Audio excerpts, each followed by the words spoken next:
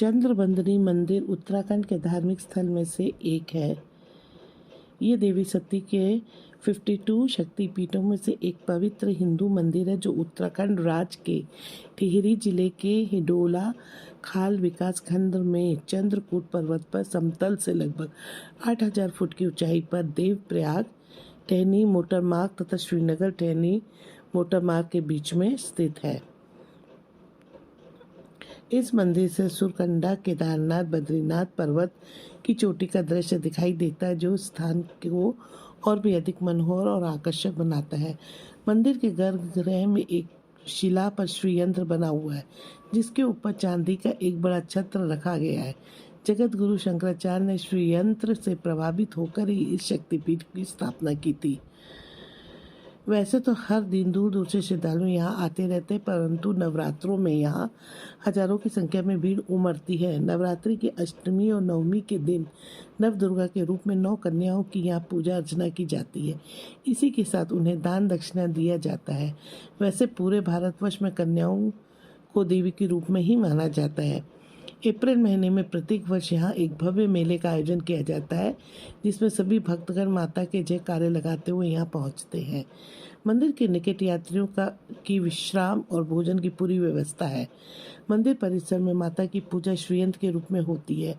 ऐसा कहा जाता है कि जो भी भक्त यहाँ भक्ति भाव से मन्नतें मांगने आता है, माता उनकी मन्नतों को पूर्ण करती है, जिसके कारण भक्तगण मन्नत पूर्ण हो जाने पर कंदमूल, फल, अगरबत्ती, धूपबत्ती, चुन्नी, चांदी की छतर आदि चढ़ाकर माँ के नाम से के रूप में समर्पित करते हैं। ये पौराणिक कथाएं आदि देवी शक्ति से जुड़ी हुई हैं। जब प्रजापति राजा दक्ष ने कनखल, जो कि आज हरिद्वार के नाम से प्रसिद्ध है, में एक भव्य यज्ञ का आयोजन किया था जिसमें उन्होंने महादेव तथा उनकी अर्धांगिनी माता सती के अलावा सभी देवी देवताओं को आमंत्रित किया। सभी देवी देवताओं को यज्ञ स्थान को जाते देख देवी सती भी भावुक हो गई और उनके मन में भी पिता के घर जाने की तरंग जग उठी। उन्होंने भोलेनाथ से कहा कि हमें भी वहाँ जाना चाहिए, तो भगवान शंकर ने यह कहकर मना कर दिया कि बिना निमंत्रण के वहाँ जाना हमारे लिए उचित नहीं है। परंतु देवी सती महादेव के मना करने पर भी स्वयं वहाँ चली गई, जहाँ उनकी माता के सिवाय उनका स्वागत सत्कार किसी ने नहीं किया। इसी के साथ वहाँ सभी देवतागणों का स्थान था, लेकिन शिव सती का स्थान नहीं था। जब देवी सती ने अपना तथा भोलेनाथ का स्थान न होने का कारण पूछा तो उनके पिता राजा दक्ष ने उन्हें तथा उनके पति भगवान शिव का अपमानजनक शब्द सुना डाले। माता सती अपने परमेश्वर का अपमान सहन न कर पाई और वो क्रोधित होकर यज्ञ कुंड में कूद गईं। देवी सती ने स्वयं की ऊर्जा से खुद को भस्म कर दिया। जब महादेव को देवी सती के भस्म होने का समाचार मिला तो उन्होंने रुद्र रूप धारण किया और वहां आकर उनके पिता दक्ष का सिर काट दिया तथा शोक करते हुए सती का जला शव त्रिशूल में उठाकर पूरे ब्रह्मांड भ्रमण करने लगे। उस समय पूरी सृष्टि में प्रलय जैसी स्थिति आ गई थी। सृष्टि का कल्याण करने के लिए सभी देवता सृष्टि पालक भगवान विष्णु के पास गए। वे महादेव को शांत करने का आग्रह किया और इसी दौरान सच्चिदानंद ने अपने सुदर्शन चक्र से देवी सती के जले हुए शव को 51 भागों में विभाजित कर दिया। जहाँ जहाँ देवी सती के अंग गिरे वो स्थान सिद्ध पीठ अथवा शक्तिपीठ कहलाए।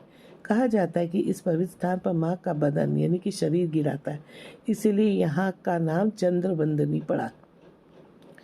एक कहानी यह भी है कि इसी सुंदर स्थान पर एक समय भोलेनाथ माता सती के वियोग में व्याकुल होकर अपनी देवी सती का स्मरण किया, जिसके कारण देवी सती ने भोलेनाथ को चंद्र रूप शीतल मुख में दर्शन दिए थे, जिसके परिणाम स्वरूप महादेव का दुख दूर हो गया था।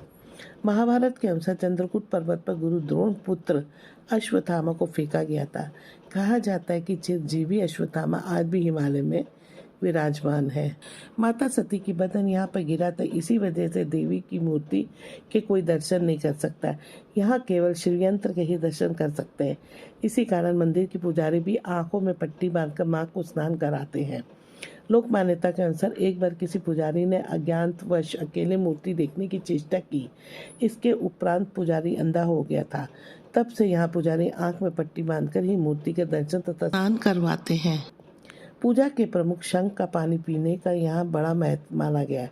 श्रद्धालुओं का मानना है कि यहाँ आने से आत्म शांति मिलती है। यह भी कहा जाता है कि चंद्रकूट पर्वत पर रात में गंधर्व अप्सराएं आज भी माँ के दरबार में नृत्य करती हैं। इसी के साथ यहाँ रात में गंधर्व गीत भी गाते हैं। चंद्रबंदनी देवी मंदिर आने का उचित समय। वैसे तो इस पवित्र स्थान पर आप किसी भी मौसम में आ सकते हैं, परंतु सबसे अच्छा समय यहाँ आने के लिए जून से अक्टूबर का है। चंद्रबंदनी मंदिर देवी सती की शक्ति पीठों में से एक एवं पवित्र धार्मिक स्थल है। चंद्रबंदनी मंदिर टेहरी मार्ग पर चंद्रकूट पर्वत पर स्थित लगभग 8000 फीट की ऊंचाई पर स्थित है। ये मंदिर देवप्रयाग से 33 किलोमीटर की दूरी पर स्थित है। आदि जगतगुरु शंकराचार्य ने यहाँ शक्तिपीठ की स्थापना की। धार्मिक, ऐतिहासिक व सांस्कृतिक दृष्टि से चंद्रबंदनी उत्तराखंड की शक्तिपीठों में महत्वपूर्ण है। स्कंद पुराण, देवी भागवत व महाभारत में इस सिद्धिपीठ का विस्तार से वर्णन हुआ। प्राचीन ग्रंथों में भुवनेश्वरी सिद्धिपीठ के नाम से चंद्रबंदनी मंदिर का उल्लेख है।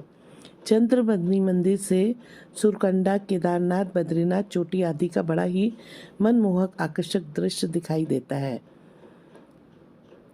मंदिर परिसर में पुजार गांव के निवासी ब्राह्मण ही मंदिर में पूजा अर्चना करने आते हैं। दोस्तों, मुझे उम्मीद है कि चंद्रबंदनी मंदिर उत्तराखंड जो है टिहरी गढ़वाल के बारे में ये जानकारी आपको पसंद आई होगी। और अगर आपको ये जानकारी पसंद आई हो तो आप कमेंट करके मुझे बताइएगा और मेरी वीडियो को ज़्यादा से ज़्यादा लाइक कीजिएगा। और जो मेरे नए दोस्त देख रहे हैं ये वीडियो, तो वो सब्सक्राइब, अलका शादा चैनल को सब्सक्राइब करना ना भूलें। हम जल्दी ही इसी तरह की नई वीडियो के साथ में आपसे फिर मिलते हैं। तब तक के लिए हैव अ नाइस डे।